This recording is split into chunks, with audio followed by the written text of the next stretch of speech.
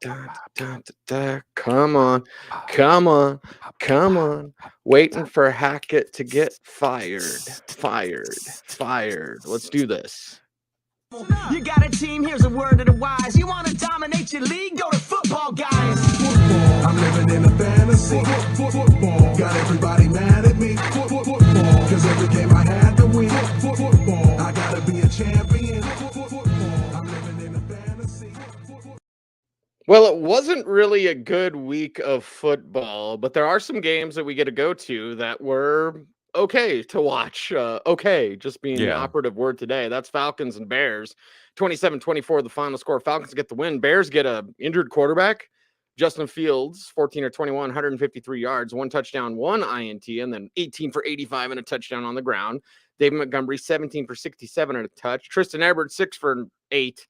There's that. David Montgomery was the leading receiver with 3 for 54. Cole Kmet with 3 for 35. Darnell Mooney with the early touchdown, 4 for 29 and a touch. Didn't do much after that. Chase Claypool, 2 for 11 if you had him in as a flex play. So I think the story here is Fields continues to show growth, but now is banged up. Let's deal with that.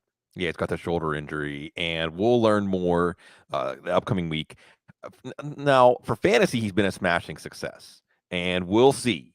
We'll see what happens with the shoulder injury. Remember, he has a week 14 bye coming up, and you don't want to be too risky in a lost season as there's confidence, there's momentum. For fantasy, maybe we're overstating his success. You see him missing Darnell Mooney on what could have been an easy long touchdown. You do see that while he's able to shrug off the rush and keep his eyes downfield, it still isn't that natural for him. It's not the kind of thing that is his comfort mode, but you are still seeing hey, if you're a Bears fan, you're excited for what the future is going to bring, but you don't want to hurt your quarterback too much. So there was more there for Mooney. Cole Kmet had one of the catches of the year, beautiful one-handed catch while he was getting hit.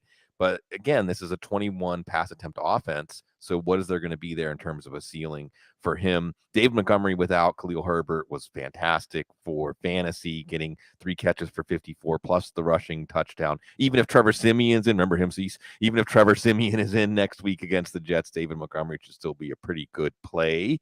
So the reason for hope for the Bears and a draft pick in the top half of the first round. Atlanta side of things, and Marcus Mariota can pull it down and run. It's what he does sometimes, but as a passer, very limited. 13 or 20, 131, 1 touchdown, no INTs. The touchdown to Drake London. I feel like these passing touchdowns were early, and then they're just like, okay, we're done. Cool. Yeah. We did what we're supposed to do. So there you go. London had a catch for 2 yards and a touchdown. Kyle Pitts, 3 for 43 in this one. And why am I talking about anyone else not named Cordell or Patterson? Hopefully get points for that return touchdown. Also, Mariota had a rushing touchdown there as well. Patterson with 52 yards on the ground. Tyler Algier with 55 yards on the ground. Also a catch for 9 yards for Algier and 2 catches for 7 yards for Patterson. So the Falcons win, and they do it with special teams and, well, lots of running. Yeah, we love Cordell Patterson. Can we just take a moment out? And I love that he's saying, I got a lot more football left. NFL record. Not often that you see an NFL career record set. His 9th kickoff return touchdown, breaking the record that he shared with Devin Hester, who holds the all-time kick plus punt return touchdown record. And Leon Washington, remember him? Man, he was going to be really good if he hadn't gotten hurt so badly early in his career. And what happened, too, was Patterson got that kickoff return right after he had a fumble. So you have to love that. But what's really happening, Cease, is everyone's going to their league software. Does it count? Does it count? Does it count? Yeah. Uh-oh. Well, some of my leagues it counted and some it didn't. Take it up in the off season. It should count. I think it should count, but not every league software counts that.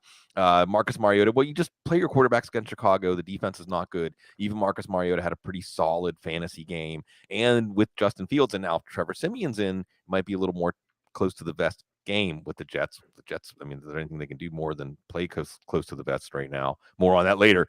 The point here being that you want to play quarterbacks again, not Zach Wilson, but Chicago's defense is going to continue to be generous to opposition, but not so much in the passing game here, but we know that's the blueprint for the Falcons. The other thing coming out of here is Kyle Pitts is hurt. He was on his way to a decent game. Some speculate it could be a multi-week injury, could even maybe be a season-ending injury. Just hope it's not an ACL or anything too bad here. Maybe it'll save you the agony of trying to figure out whether to play him. So we'll see. We'll stay tuned in to that as Atlanta and going to Washington, and they're still alive in the playoff hunt. I am in a mood, Bloom. I am in Okay. a mood. So why am I talking about Ravens Panthers? Like, Jeez. oh my God! All right, so there you People go. pay for these games. People Yeah, pay to go to these Ravens games. Panthers 13-3. Panthers lose. Baker Mayfield throws 2 picks. And watch Sam Darnold start next week. Dante Foreman didn't do anything. Terrace Marshall did a little. 3 for 76. Also, I think had one go through his hands. Bloom in the end zone, if memory serves. So there you go. DJ Moore 3 for 24. Again, why am I talking about Carolina? Like nothing. There's just nothing here. It's a terrible game. What do they have to build around? What are you building around here? The offensive likey Iquanu, Derek Brown, J.C. Horn. What's your identity? Brian Burns. I'm gonna give this guy a long-term deal. I guess it's a defense-driven team. Baker Mayfield, destroyer of value. Even the field goal they got, they had to start at their own 46-yard line. So yeah, my next note was Sam Darnold against Denver in the rematch of a very unmemorable Super Bowl. Yeah, exactly. Not fun. Not fun at all. Ravens side, again. Not fun. I mean, you started Mark Andrews. Okay, he played. So 6 for 63. Okay, you'll take that. It's 12 points and change in PPR with decimal scoring. Demarcus Robinson, nobody started, but he had 9 for 128. I don't know how much we're going to talk about him on the waiver wire, what kind of bids to throw out next week, whatever. Lamar Jackson got a rushing touchdown. Okay. 209 through the air. Okay. Hasn't been shredding it through the air. Kenyon Drake gets everything because Gus Edwards is out. Justice Hill got a little bit, but like 10 for 46. So, you thought you'd see a little bit more in this matchup. It's at home. Carolina stinks. Baltimore's going to win, and they did, but they kind of coasted to the win. They did. Well, they won by default. They won because they were playing bye. So they come out passing. See, is this team a credible team in the playoffs? I don't think so. Watching this game today, I thought, you really think this team can hang with, Buffalo, Kansas City? Come on. Even a team like Tennessee, who took them out in the playoffs a few years back.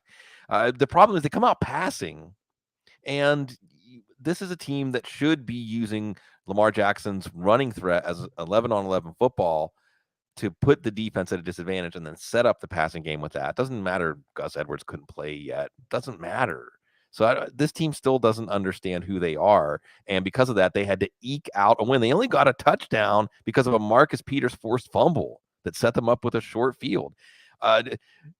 Lamar Jackson threw an interception to a 6'1", 330-pound guy in this game.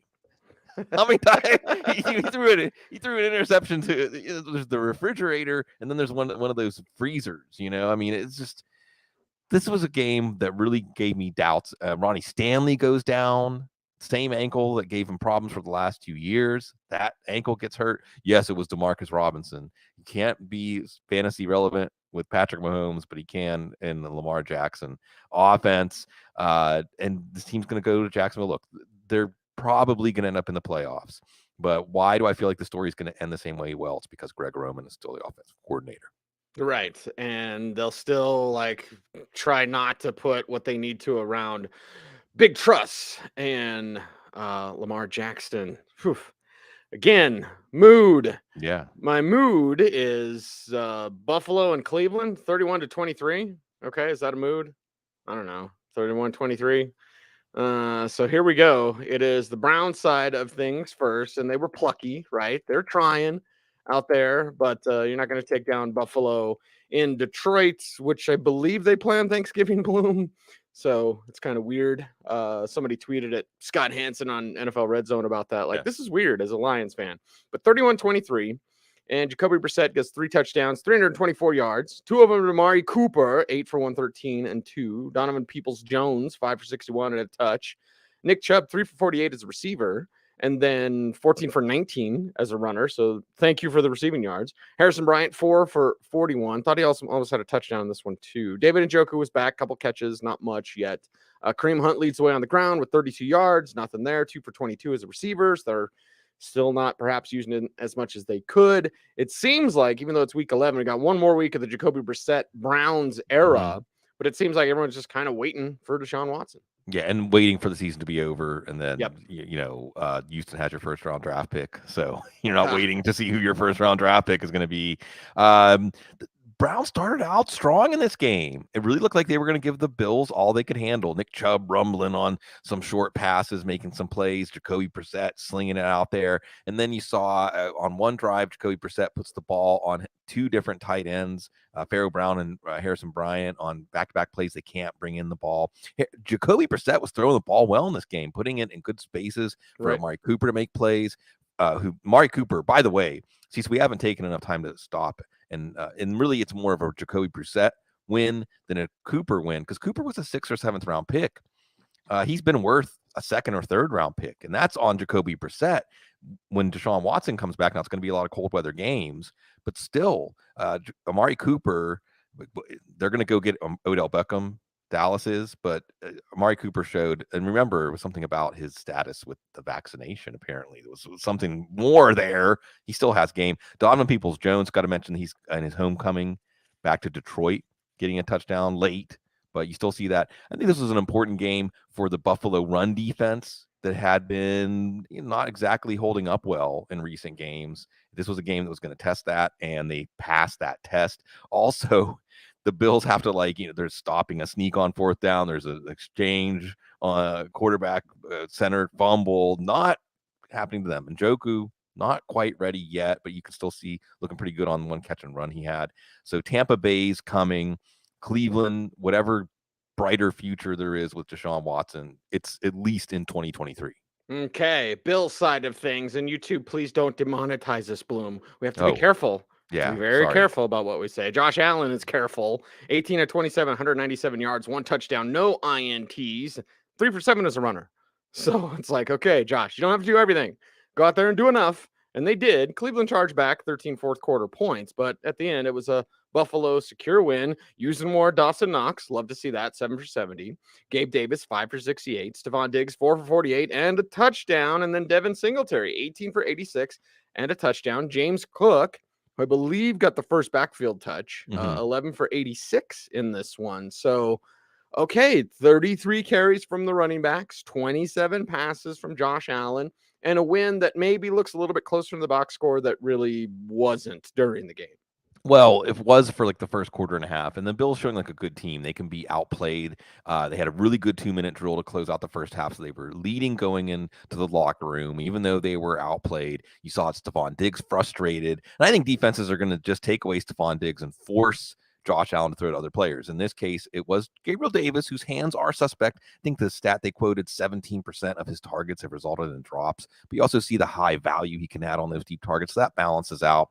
Did have some hands issues again, even on an onside kick in this one, but Davis's value is trending up. Dawson Knox's value is trending. We got a little banged up. I think he had an X-ray after this game, but I think you saw Diggs' frustration because Josh Allen isn't necessarily going to force it to him. You still see those occasional lapses from Josh Allen, but he got things going. There was one big run he had wiped out by a penalty, and then you saw the Bills, like you said, he's going to a balanced offense, maybe willing to trust not just Devin Singletary, but James Cook. And you see the explosiveness with Cook. You love the effort Singletary runs with, but you see the explosiveness, that element. So after getting Nyheim Hines, did they realize they had him already? They had that guy, a more explosive version. Not that Hines isn't explosive, but you can see Cook really adding another element to this offense.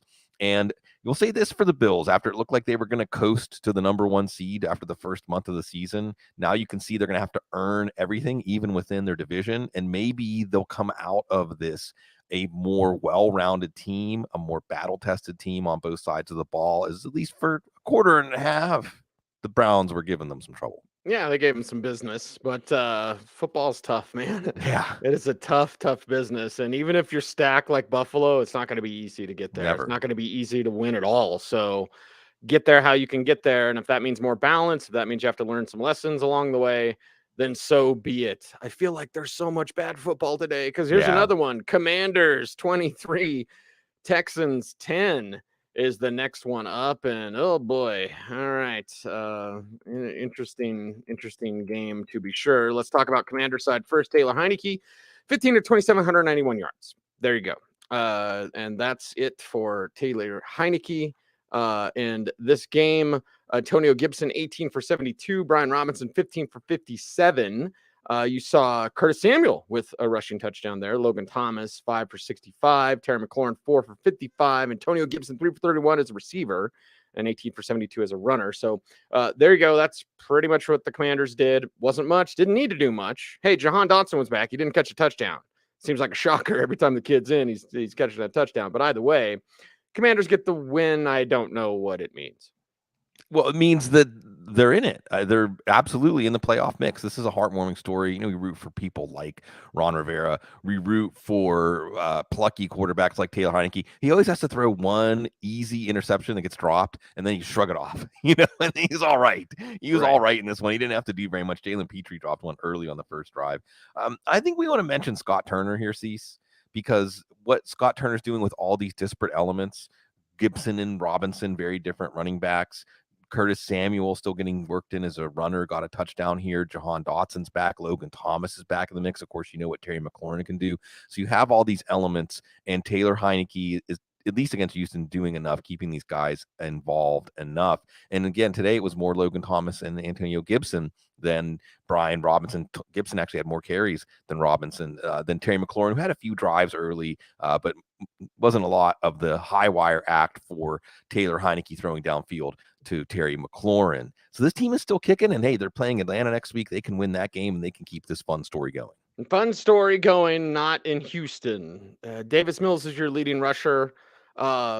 Damian Pierce gets body slammed. Like, okay. Brandon Cooks, 3 for 70. If you were trusting him, Nico Collins, we had talked about 5 for 48. Chris Moore, 5 for 20. Nobody's starting him. It's basically Damian Pierce, and he had 8 yards today, and then 2 catches for 9 yards. So, wow, Texans. Here's your low point. Yeah. Yes. How low can you go? Yeah. See, you got the feeling, maybe fantasy content providers might be feeling a little bit of this too. You got the feeling that some teams are starting to look ahead, golf, vacations, whatever, you know, at some point it's hard to bring that emotional intensity. And I think that was tough for the Texans. This one comes out, pick 6 right off the bat. And then I think like 3 or 4 punts. Look, Davis Mills is not the answer. Damian Pierce, this great story. He got body slammed today or suplexed. What would you call that move, Cease? He got picked up by a defensive lineman and put down. It was pretty much a suplex. Yeah. It was a penalty, but who cares? I mean, that just, if you want a picture of how these teams measured up against each other today, and for Damian Pierce, it undermines your confidence in playing him, because if the Texans are going to go out and have team-wide efforts like this, then Damian Pierce might not be able to overcome that. You know, Nico Collins, who had 5 for 48, still big pass-heavy game script, might not be able to overcome that. And this Washington defensive line is going to be a problem, and that's without Chase Young. Remember, Chase Young still due back. Hopefully they're taking their time and there hasn't been a setback or something we don't know about. So again, this becomes kind of a fun team for Houston. No fun. They have to, well, it's fun to go to Miami, not fun to play Miami. Right. Not fun to play those Miami Dolphins as we continue on. Eagles 17, Colts 16. Weird. Weird, man. Aaron Rodgers would say trippy, I guess. I don't know. Like, it was just bizarre. The Colts were beating them. The Colts were looking like they might win this thing. Yeah. But it's the Eagles that pull it out. 17-16 again. Jalen Hurts, 190 yards, 1 touchdown, no INTs. Also 86 yards on the ground and a rushing touchdown. So there you go. Davante Smith, 6 for 78. We're left to say, where are the Goddard targets going to go? Well, Quez Watkins, I guess, 2 for 31 and a touch. A.J. Brown got 5 for 60. It's enough. It's enough, everybody. No tight end did anything of note. And then Miles Sanders had 13 for 47 on the ground. Also a catch for a yard, which counts. So we were kind of watching to see how it would go without Dallas Goedert. I didn't think it'd be 17 points. Yeah. You know, so interesting day. But Philadelphia got the win. Sometimes these wins are going to be ugly. Yeah, and we're not going to necessarily chalk this up to Dallas Goedert not being out there. It was a really game effort for the Colts. The Colts really came out like this. Jeff Sunday, am I right, fellas? Yeah. And you saw, A.J. Brown fumbled. Guys like DeForest Buckner, Yannick Ngakoue, they're pretty good at football, right? They were making plays, stopping drives. There was a point whenever Philly got a drive going, and the next thing you know, it was 1st and 35. Then you you see Philly starting to maybe panic a little bit. Nick Sirianni going forward on 4th and 10 around midfield. So you had this feeling like a prize fight that the Colts were landing punches and the Colts had the Eagles on the ropes. But again, Cease, this is just like we talked about with Buffalo, although Buffalo won pretty comfortably. You find different ways to win, and it builds confidence. And this is not a team that has gone deep in the playoffs with Jalen Hurts yet. So there's those moments when you want to know that you have confidence, that you could have that inner calm. Our guy's going to make a play. We're going to figure this out. We're going to figure out a way to get a win here. And the defense started to really make things tougher on Matt Ryan. And when it was important, Miles Sanders got free behind the defense. Zaire Franklin pulled him down for a smart pass interference penalty, but the Eagles do end up finishing the drive, and then their defense finishes it. And you also see, by the way, and I know Sanders got bottled up, or at least didn't get on track in this game, even though it was a close game throughout. But he still had the big play to help win this game. And like you said, Chris Watkins scored, didn't get a ton of targets, but at least as in a deep league, or just let's monitor this, as we know that he is the deep target, and Jalen Hurts has been finding him. And Jalen Hurts makes a good fantasy game out of a bad game for him in the offense. So that's the mark of a true fantasy stud here. You know, this is almost a floor game for him, as the Colts played really, really good football on defense. They came through at key moments, and it still wasn't enough. Was not enough. And as we get to the other side, the Colts, it was almost enough. And Matt Ryan, 23 of 32, 213 yards, no touchdowns, no INTs. Michael Pittman, 6 for 75. Paris Campbell, 5 for 67. Alec Pierce, 3 for 28, kind of drawing the ire of his veteran quarterback on one of those targets, because he had 8 targets, but only 3 catches. So he doesn't know quite yet where to go. Kylan Granson, sleeper, the 1 for 16. Nothing. 22 for 84 for Jonathan Taylor, and a rushing touchdown for Jonathan Taylor. So there's that. 3 catches for 10 yards as well, which do count. But the Colts under Jeff Saturday, you know, I'm not saying running out of steam or whatever, but they're definitely plucky now. Yeah. Well, the best effort they could summon left the Eagles sweating to the last play, but still not good enough to beat them. And it's because of Matt Ryan. Okay. Look, they had a great scripted first drive. Ryan slinging it. Taylor's breaking off a long run. Taylor gets a touchdown, and then the well dries up because it's Matt Ryan. And some of the play calls, I can't remember the name of the kid they have, that's calling the plays now. Someone's like, hey, you ever played Madden? Get in there, call plays. Some of these plays they have at the goal line, why are you calling anything that takes like 6 seconds to develop when you have Matt Ryan? It's never going to happen. Matt Ryan is like molasses moving in the pocket. It's not happening. So Matt Ryan and the weaknesses, Jonathan Taylor has a fumble. See, you know, on those plays, whenever the running back gets the first down, and then on the whole offensive line pushes, 3 more yards, 4 more yards. The ball dropped out of the pile. Whoops. And these were the kind of plays that let down the Colts in the end. Paris Campbell, Michael Pittman showed us they're going to be okay with Matt Ryan. So, you know, you can continue to count on them as wide receiver 2, wide receiver 3 flex types. I do think that there's a larger conversation to have about that this team looks better with Jeff Saturday with no coaching experience. And on one hand, while we want to cast that move as maybe disrespectful or making a mockery of the people that work hard for that chance, on the other hand, it makes you wonder if all the things about working, living in the office, etc., is it really necessary? Is it really necessary for coaches? I don't know. Is it really necessary for any of us? For any of us? No. As someone who has a blue collar work ethic and really got far in my life, and I'm not done by working my ass off, you have to make time for yourself. You have to. Well, or and the person that suffers in the end is you, right? No one on a deathbed ever says they wish they spent more time in the office. I wish I spent more time working on the game plan against the Steelers next week. Right. There you go. Okay, let's move on. Oh, God, another bad football game. Yeah. 10-3, it's New England and the Jets. See, you know what they say? You know what they say? November is the 3rd preseason. It feels like that. Right. It really does. And I don't know if it's like no tackling ever in training camp or one less preseason game. I don't know what it is. Maybe it's just the game suffering and the natural ebbs and flows of anything. But like this week pretty much sucked. And I'm not even talking about the Broncos.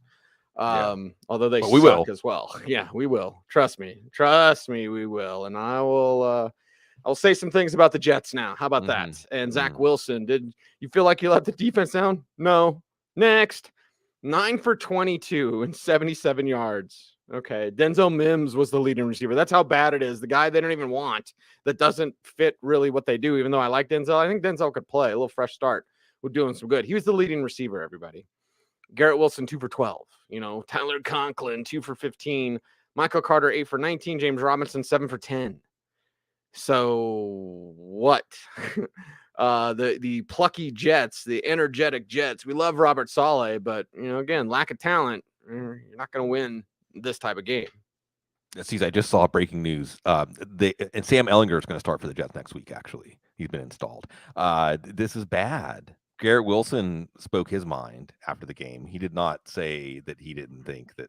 He didn't single out Zach Wilson, but this got to change. And this team's still in the position to go to the playoffs. So you go into this game, they lost to the Patriots 13 straight times. This is a game with poor conditions, wind, poor for passing. You think that's fine. We got James Robinson, we got Michael Carter, we've got Mike LaFleur. We're going to draw up some stuff. Maybe we're going to move in small incremental gains, but we can put together something. No, you're not going to put together anything. About 100 total yards in this game. That's terrible for an NFL offense against any defense. Zach Wilson's one good pass or one productive pass was a prayer to Denzel Mims. And that's how they got a field goal. And that's it. And the defense kept scratching and clawing and keeping it in this game. But as you're watching it, they just didn't really have a chance to win. I mean, you are not going to beat teams. Yes, they beat the Bills, okay, but you are not going to feel like you're going to beat teams with Zach Wilson. And Cecil, you've been hinting, sometimes not so subtly hinting, at there being a division in the Jets organization about Zach Wilson. And if there's a life lesson here, it is that sunk cost fallacy and the idea that, hey, when you realize you made a mistake, as much as it hurts to admit it to yourself and absorb the damage your bad decision made, the sooner you do it, the earlier you can move on. And at this point, we're going to talk about this with the Steelers. But at some point, the word has to come down on high. They have to come to their senses, because I think with the Jets, that this team has the defense, they have the effort, they have the heart. I think they pulled together as a team this year. I think they've transformed under Robert Saleh. But they just aren't going to go any farther. They play the Bears next week. We'll see what happens. But I think this was a wake-up call for this team about Zach Wilson, and it's going to get worse before it gets better. And it'll be very interesting to see what they do this offseason, because this is a team that really cries out for that veteran quarterback who can just, maybe even someone like Andy Dalton we're going to talk about. Somebody, even Joe Flacco. But the Jets, probably not in the mood for that. Not in the mood for that. The Patriots, why am I talking about Mac Jones? Like, seriously. It was a return touchdown that wins this game for him. You had Ramondre Stevenson, he got 15 for 26. And then 6 for 56 as a receiver, so that helps. Maybe you started Jacoby Myers-Bloom, like maybe 452 there. Down a tight end. I started Hunter Henry this week, 1 for 20. So, they're just not doing a whole lot. But, hey, a win is a win is a win. Yeah, it is. And it puts them back in the playoff hunt. Again, we're going to see teams with winning records probably stay home in the playoffs in the AFC. This was one. See, again, boxing terms. If it was going to go to the scorecards, the Patriots won in a unanimous decision. The Patriots 111 to 104, or whatever he would add it up in a 12-round fight. My point is that they were looking like the better team for most of this game, but the Jets scratched and clawed and hung on and kept it at 3-3. And then you can't punt it out of bounds. You can't punt it out of bounds with 15 seconds left. Shades of Deshaun Jackson, right, against another New York team. You can't punt it out of bounds. It never occurred to you to just punt the ball out of bounds. Marcus Jones, who got banged up in this game, I forget how many return touchdowns he had in college, but that's another thing. Your scouting report, who you're kicking the ball to? Right. Well, Marcus Jones with basically a walk-off punt return touchdown. Damian Harris looks good. And at least in terms of the running game, this is a pretty even backfield. I think we may even see Harris take a little more work than Stevenson as a runner. Now, Stevenson's still that dump-off receiver for Mac Jones. And Mac Jones was efficient. So, see, that's how many times you see a team have a passing performance of 23 for 27, and they muster 3 points offensively. Right. So how good is it if Mac Jones is making smart decisions with the ball and accurate? Who cares if it's only 3 points? Now it could have been 9. It could have been 9 if it wasn't windy. It could have been, I mean, hey, hats off to the Jets defense. Robert Saleh has turned this defense around. Okay. So let's give credit where credit is due there. Also, David Andrews got hurt in this one, maybe a season-ending injury. He's an important player on this offensive line. Isaiah Wynn got banged up. So even though it's one of those victories where the Patriots coming out of the bye get some momentum going, but again, you watch this and you think, can they beat a good team? Sorry, Jets. Well, are the Vikings a good team? That's who they're going to play on Thanksgiving night. Yeah, that's who they're going to play Thanksgiving night. Okay. Yeah. Well, my phone's blowing up, Bloom. Oh. And as you heard it, I don't know if you heard the little boop. Yeah. So I learned a pro tip. Okay. And I will tell a little tale. I learned a pro tip with Nick Ferguson, who said, put your phone on do not disturb, except pick the people that it will make noise for. So if my phone makes noise, I apologize, but there's trouble afoot at the Circle K. Things are happening. Things are happening. Well, how did it go? There's a Music Man or something? There's trouble. Yeah, exactly. So a little tease. We're not there yet. We got Rams Saints. That is up next. We got to talk about this game and what all we saw in this contest. And the Rams side, oh man. Whew. Rams side is not so very good. So let's get to it. 27-20, Saints win. Rams got Matthew Stafford out there. He throws a couple touchdowns, get banged up. Here comes Bryce Perkins. 64 yards for Perkins, 159 and 2 TDs for Stafford. Tutu Atwell, 1 for 62 and a touch. Allen Robinson, 447 and a touch. Hey, how's this team going to look without Cooper Kupp? Well, Tyler Higbee, 4 for 45. Honestly, Bloom, I thought he might get double that. Van Jefferson, 3 for 41. So he's doing something. Kyron Williams was out there, 7 for 36. Cam Akers, 14 for 61. Bryce Perkins with 39 yards rushing. Like, if you're relying on a Rams running back, I'm sorry at this point in the season. Yeah. And if you're a Rams fan, well, I'm not sorry for you because you won the Super Bowl last year. You ain't winning anything this year. Yeah, see, in the New Orleans airport, the old New Orleans airport, in the sporting goods type store where you get your Saints gear, they just had the Saints over the Colts. I don't remember which number Super Bowl that was, like Super Bowl 43 or something.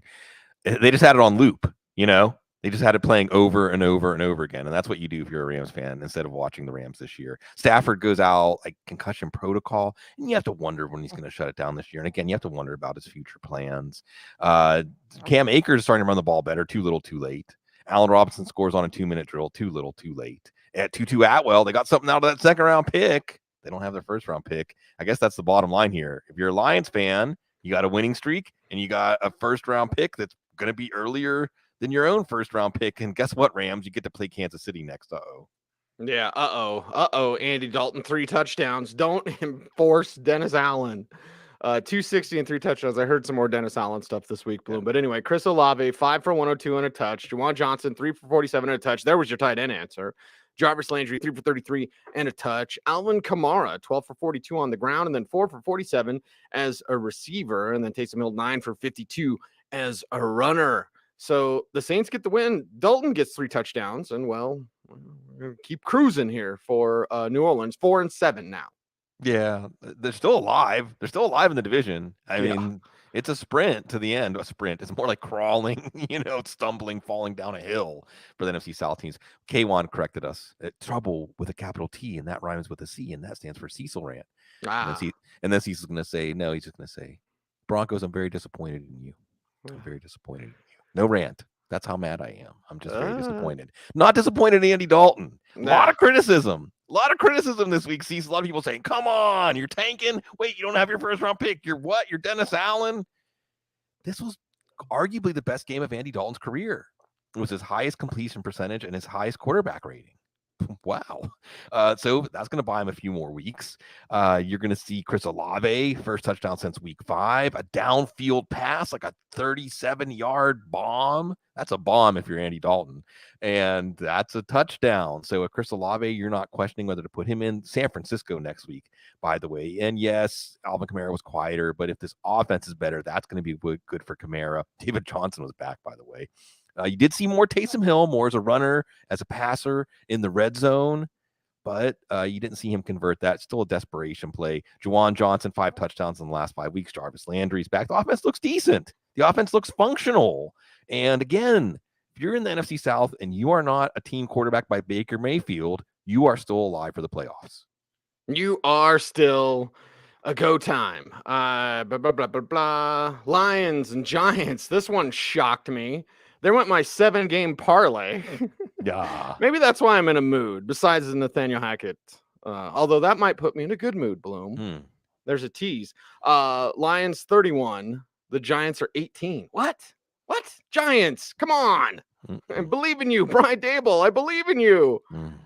You got to believe. And, well, the Giants didn't get it done today. Oh, my goodness. Okay, so Lions side. And, well, I guess one thing that does make me feel good is it's our friend Jamaal Williams, who leads the league in rushing touchdowns. Is that correct, Bloom?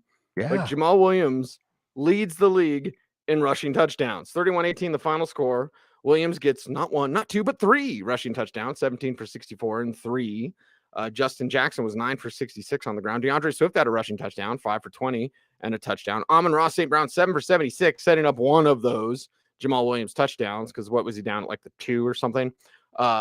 Brock Wright, 2 for 20. Khalif Raymond, 3 for 33. Oh, he was my sleeper of the week. Instead, my friend Khalif didn't pay off, and Jamal's not a sleeper, but my friend Jamaal came through with 3 touchdowns. So, and Jared Goff, why am I talking about Jared Goff? Anyway, let's talk about the Lions, who get this shocking win. This was another wind game, and don't this Lions offense fit perfectly in a conservative sort of setting where you have to just go short passing to Amon-Ra St. Brown, set him up for after catch opportunities, running the ball. Their defense is, that game against Green Bay has really turned things around for this defense. We have to think about that when we're looking at matchups going forward. So with Jared Goff, yes, it was not a good game for Jared Goff, but when you have 4 rushing touchdowns, the touchdowns are there for the offense. It's going to come around for Goff. He still has some value. Jamaal Williams, what you love here is that their goal line running game is excellent, and Jamaal Williams knows how to finish, and they don't care if it's boring, and they don't care if you know it's coming, because they can execute in those goal-to-go situations, and you just don't argue with it. It's just kind of like what James Conner was doing last year, even with DeAndre Swift getting a touchdown, even with Justin Jackson, who can still run the ball, and this team's got a good running game. Remember, I think this was an offense earlier in the year. I'm going to mention the name Deuce Staley, Cease. They ran 5 different concepts on 5 consecutive running plays. So they've got a running game that can really put opponents in a bind.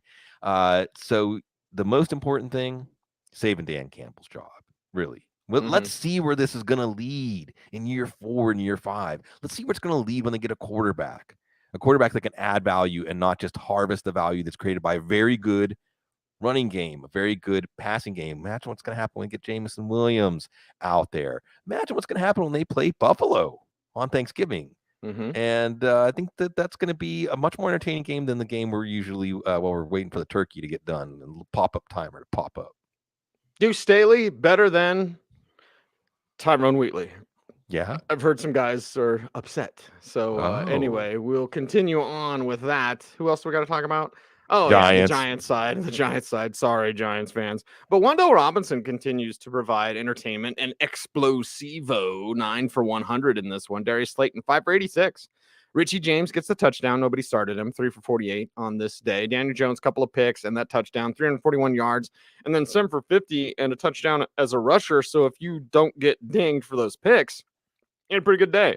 Matt Breida gets the rushing touchdown, and then Saquon Barkley goes 15 for 22. So there you go. That was the 2 for 13 also as a receiver for Barkley. And that was the day for the Giants. But yeah, things fell off quickly when it's 17-0 at halftime. You're like, well, It's one of those days. Yeah, this is not a team built to come from behind. Right. And Daniel Jones did have an outstanding fantasy game. You're seeing him get it done as a runner on the rushing touchdown. You're seeing him really fill up the air with footballs and rack up the passing yards, but also the 2 interceptions, which were his 3rd and 4th interception on the season.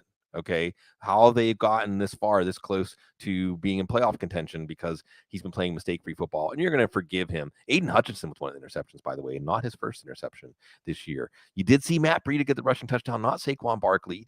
Maybe giving Saquon 35 carries, maybe not the best idea. Maybe not a guy that's built for 35 carries. I know physically he's built for it, but this Lions defense that we would want to target with our fantasy matchups, they shut him down. Wan'Dale Robinson leaves with a knee injury, might be an ACL, has a great game, but why? Why, football gods? So Darius Slayton did okay, and otherwise they just spread it around. Kenny Galladay was in the box score at least. Isaiah Hodgins, I think he had a fumble in this one.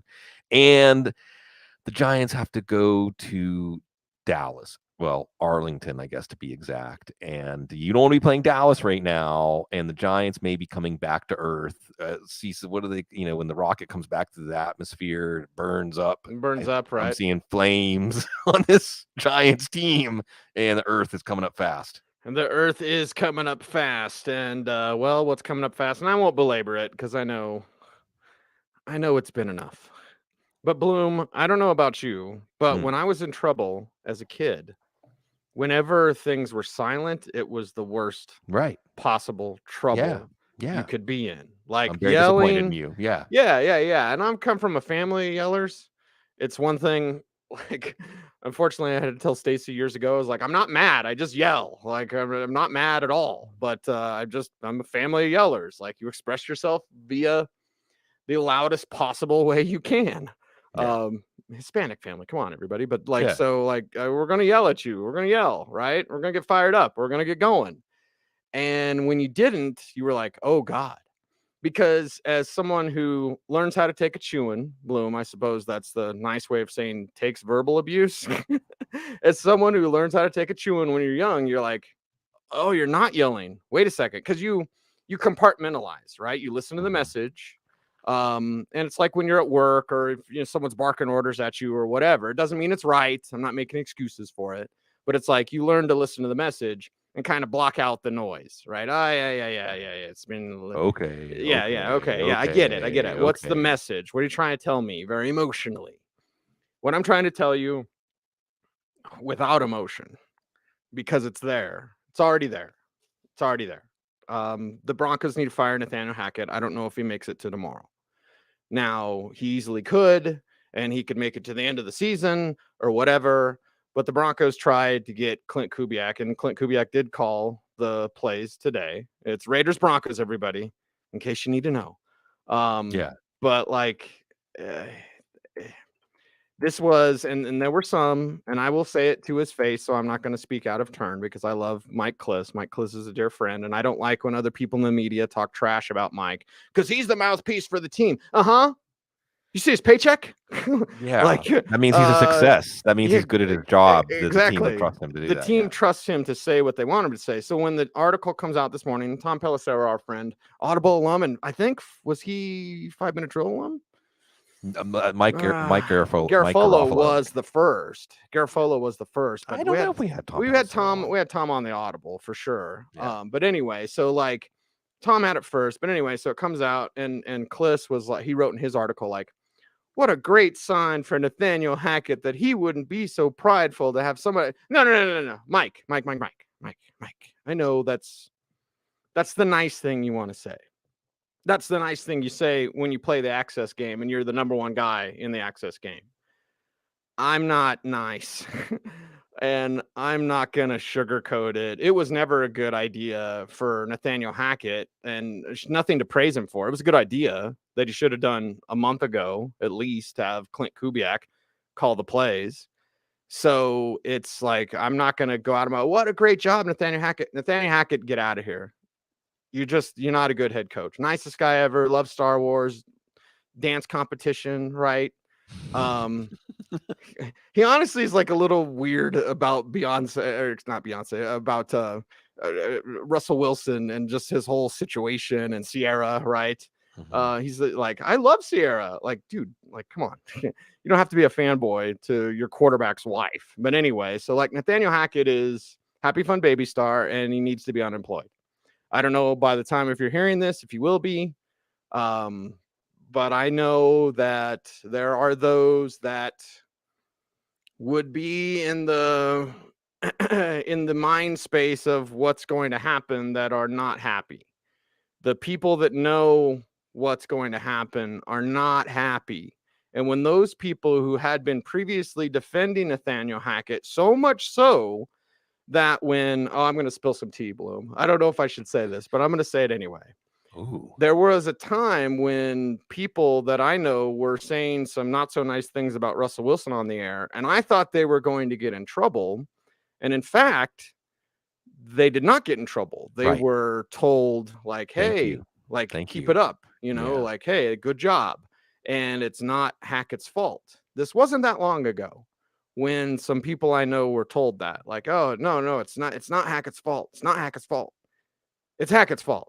Yeah. And I'm not letting Russ off the hook when I say this. I don't even want to talk about the game. Like, whatever. You can't stop Davante Adams or Josh Jacobs. 18 points, Cease. 18 points. Yeah. 18 points. You can't stop Josh Jacobs. You can't stop Davante Adams. So if you'd like to talk about the game, Bloom, please do. Sure. I would love to yell and scream and rant and rave, and my blood pressure would go up, but I'm so apathetic right now. I'm just at that point where I'm like, okay, Nathaniel Hackett, nice guy ever, but this has to change. It has to be different. And we'll see if it is. But I know this, the people that were, feeding information to certain people to say, like, it's not Hackett's fault. I don't think they're saying that right now. Let's just say that. Yeah. And Cease, I suppose we can look at the Broncos organization and say maybe it's never a bad thing to win a Super Bowl. Okay. But getting Peyton Manning, getting back to the Super Bowl and losing, getting back to the Super Bowl and winning, maybe created just a completely unreasonable impatience for success. And it's kept them stuck because they're not trying to build anything. They think they already have it built and they're just one piece away. It's the head coach. It's the quarterback. It's that. It's get another pass rusher. That'll do it. Draft another receiver. No, it's about a program. It's about cohesiveness. And they have that on the defensive side of the ball. It's clear because the personnel keeps changing, but the results aren't changing on defense. It's the offense. And I do think it's that, Cease, what do we say? Personality. The team takes on the personality of the head coach and the quarterback. Yes. Well, what does that say about Denver's personality? I don't know that they're searching for one, that they don't have the one that's going to get them there. I'll just handle the game in a nutshell here. Derek Carr is playing better. There was a lot more talk. Well, Josh McDaniels might last longer than Derek Carr. Okay, whatever.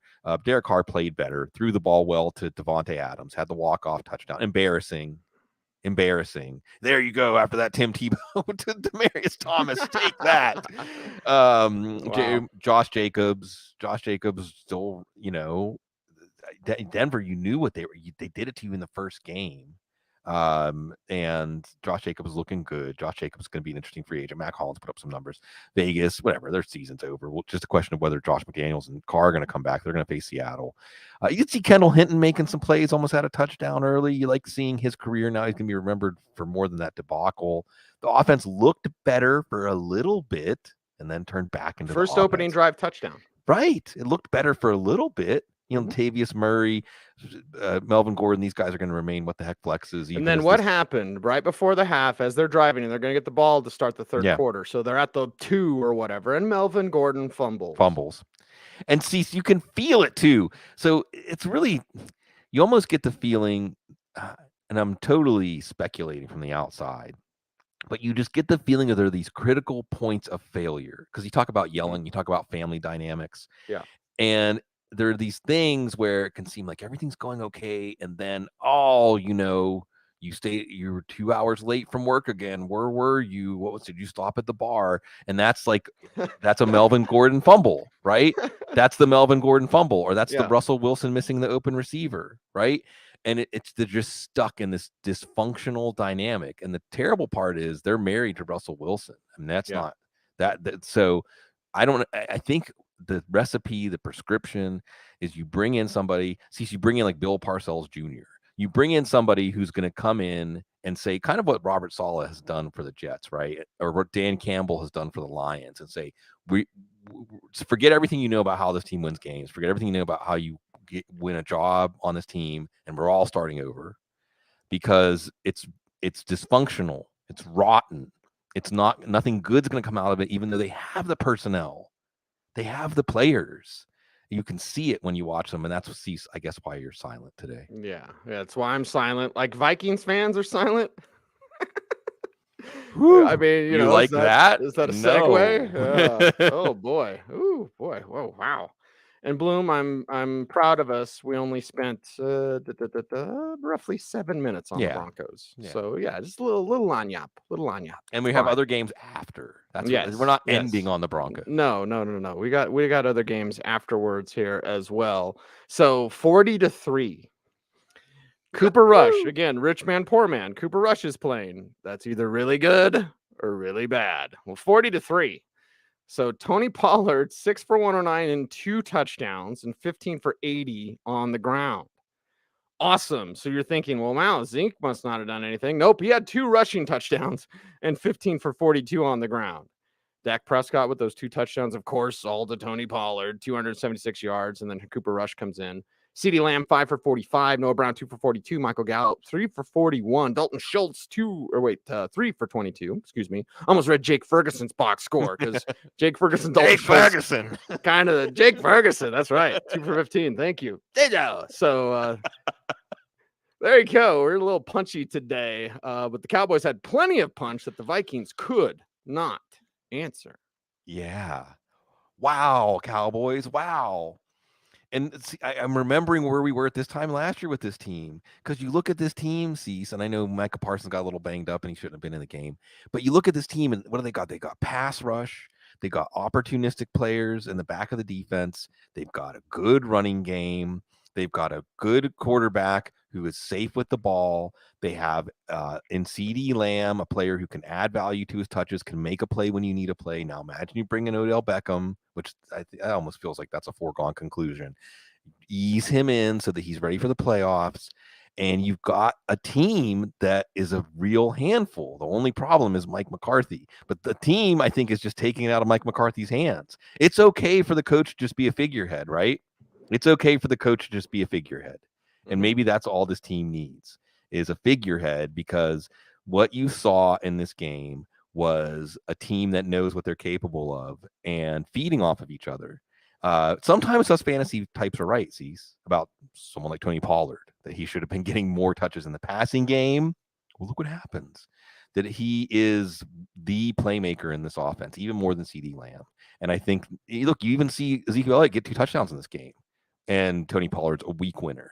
Tony Pollard may be a league winner, even with Ezekiel Elliott on the field.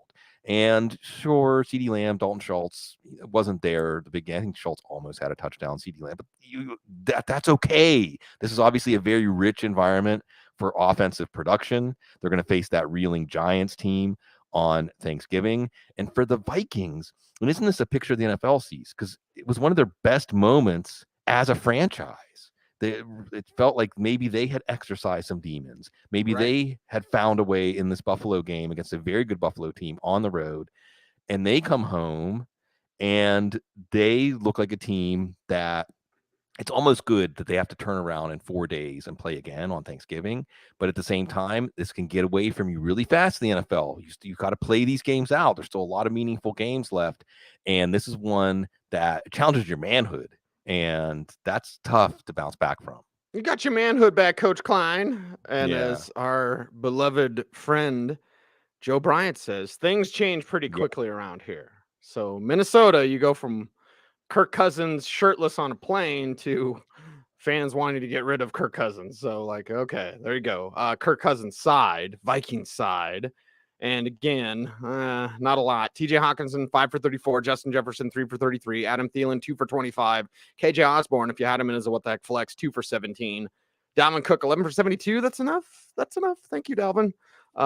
Kenny Wangwu didn't do anything. Alexander Madison didn't do anything. Sing-songy because Kirk Cousins was awful, and Nick Mullins came in. And, well, that check whoop ass the Dallas plays, it got 7 sacks. I don't even know how many quarterback hits. 13 quarterback hits. Yeah. So Turner's car to Swiss cheese. It was relentless. Micah Parsons with a strip sack to get things going, and it just got worse from there. Dalvin Cook running well, but it doesn't matter because there's nothing going.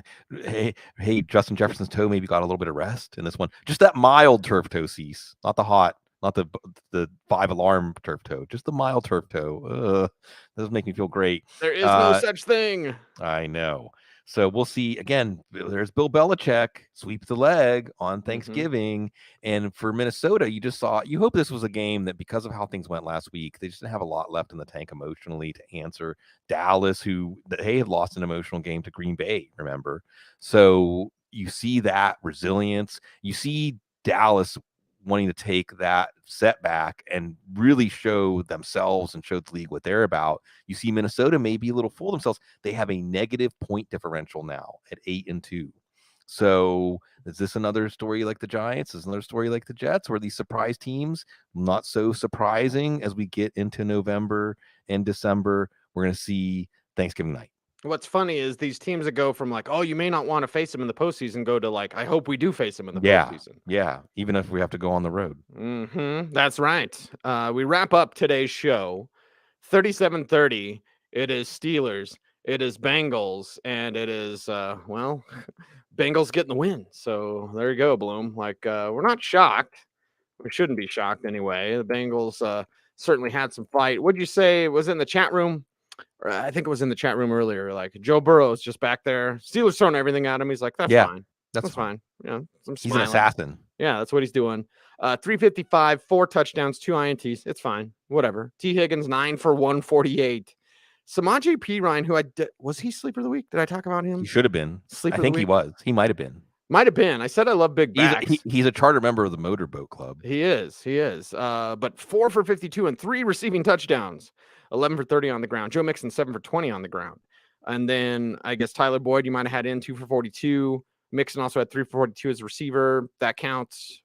So there you go. Trenton Irwin, nobody started, but he had 3 for 42 and a touchdown there.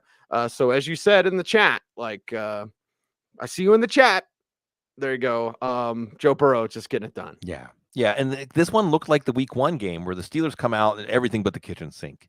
TJ Watt has another ridiculous interception. TJ Watt is making plays. It's like his brother. He's making plays that only he can make. We didn't even know it was possible until he did it.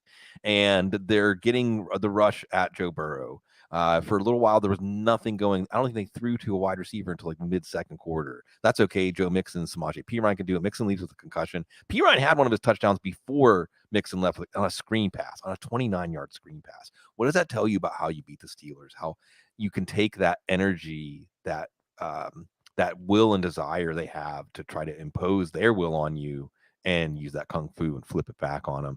So Samaje Perine, we're going to talk about on the waiver wire show. Even with Joe Mixon, it's only a concussion. I don't say only a concussion, but it's not a multi-week injury ACL kind of thing. But Perine looking good, looking fresh. T. Higgins coming on as the game goes on. Tyler Boyd didn't do much in his homecoming, a couple of catches in the fourth quarter. But this is a Joe Burrow story. And this is one where, hey, the Bengals should send the Steelers a fruit basket, right? Because remember, the Bengals are in a position, they have very little margin of error to make the playoffs, especially with New England winning now. We'll see what the Chargers do while we're recording right now. It's getting tighter and tighter in the AFC. And maybe the Jets fall out of it and open up another spot for somebody, but there's nothing promised. This team had to learn to win games in different ways last year. They hit their stride in the second half of the year. I think they're feeding off of that Joe Burrow energy. And guess what? They got to play Tennessee next week. There's another name for that Joe Burrow energy, and we'll leave it at that. But at least we saw... He's a cat person. Wow, makes sense. Right. Makes sense. There you go. At least we saw with Najee Harris, we saw some pep in a step. Like I feel like every week I'm on Najee watch where I'm just like, are you okay? Like, and if he ever like gets up gingerly or something, like, oh my God, Najee, like, please be okay. Please, can you do what you did last year? Please. Like, okay, well, 20 for 90 and 2 touchdowns. That's enough. 4 for 26 as a receiver. That's enough. George Pickens, 4 for 83 and a touchdown. Pat Freiermuth, 8 for 79. Gunnar Olszewski, 2 for 39. Nobody started him. Deontay Johnson, 4 for 21. You shouldn't be starting him, but whatever. And then the Jaylen Warren thing, like, we're going to use Jaylen Warren more. 1 catch for 9 yards. Okay, Kenny Pickett, 265, 1 touchdown, no INTs. So here we go. Steelers are 3-7, and they're not going to get to 500. So Mike Tomlin will have his first team that is not a 500 or better football club. Yeah, and so I'm just going to lose sleep over them passing on a quarterback because they have Kenny Pickett. I'm just going to lose sleep. I mean, look, Pickett has something. Pickett is a good NFL backup quarterback. He's better than Baker Mayfield, but he's in the same archetype of quarterbacks, okay? He did make a few nice throws, but he also missed a bunch of throws. And you can just feel that he is not the answer. And I know we shouldn't judge quarterbacks after the rookie year, look at Tua and all that stuff. The other problem is the Steelers aren't the kind of organization to have the wherewithal to put the structure around him to make him succeed in a Kirk Cousins kind of way. It's some of it's Matt Canada, some of it's Pickett, some of it's Tomlin. Pickett, from a fantasy standpoint, making some strides, but the results are still the same for the Steelers. And you also just get the feeling, no, he's not going to lead comeback wins. No, he's not going to be a quarterback that's going to pull a rabbit out of the hat. You did see not pulling a rabbit out of the hat, but jumping over a tackler on the way to the end zone. Najee Harris, Jalen Warren, I think a hamstring in this one. So Harris's value is going up there. George Pickens is he got thrown out of this one, I think, but he's going to be so much fun to watch. And that's the one thing, like the Bears have Fields, Steelers have George Pickens. They also have a second round pick that they got for Chase Claypool from the Bears. So you got that to look forward to. A game against Indianapolis, I don't know if we're going to look forward to that. Not looking forward much to watching the Steelers going forward. And this is an organization in a spot that they're not used to being in. Last time around, they had Ben Roethlisberger just fall into their laps. They don't need to have a quarterback fall into their laps because of how much they're losing, but they might not be ready to catch them because they spent a pick on Kenny Pickett. Yeah. Oh boy. All right. That is are we done? Are we quiet? We're quiet. Are we done? We're quiet. Yeah. Here's what I'm fearing, Bloom. I'll tell you what I'm fearing. I'm fearing because I have 2 articles due, including Mile High Monday. And I fear like I'm going to write them and I will get done. And then around midnight, Adam Schefter will tweet about some sort of coach firing. That's what you write about. Write about that. Oh, get ahead of it, right? Write about how it feels to cover the Broncos, knowing that you're not sure who the coach is going to be tomorrow. Right. Okay. There you go. See, always using your noggin. Yeah. I saw that one. The point in your head. That one. Someone put Mike Tomlin's face on it. Said, "How can you live in your fears if your fear is winning?" That's right. That is right. There you go, everybody. That is a wrap for today's show. Please, in this day and age, be safe, be kind, know that you're appreciated. He's Sigmund. I'm Cecil. We're the Audible. Stay tuned. And please, I ask, please, just stay frosty.